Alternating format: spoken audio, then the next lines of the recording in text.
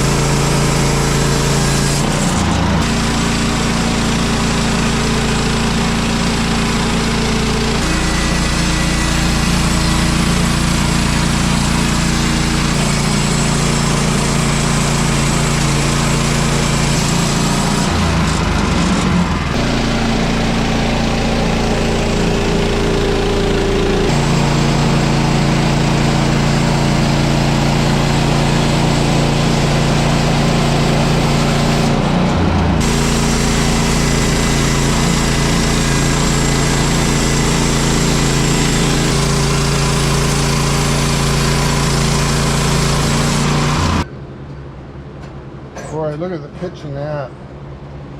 It's just pouring out of there.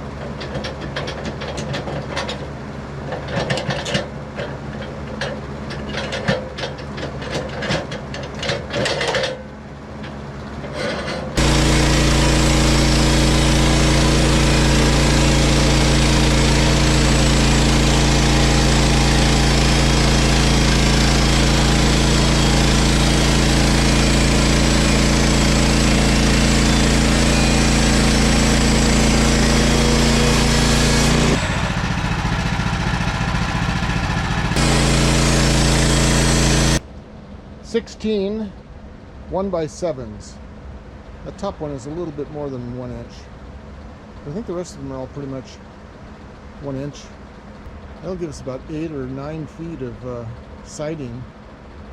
And then we've got these, which will probably be probably get about 2 6-inch ones out of these. And there, 1, 2, 3, 4, 5, 6, 7, 8 maybe. So there's another 16. 1x6s, 1x7s. That'll give us another 9 feet, so that's about 18 feet, 6 feet short of a full deck. So I guess we'll have to get another one of these logs up here, and plus we need some more strapping. So I don't know. Well, we'll definitely have to get another log up here. We have another smaller one on the other side there I think we could probably use.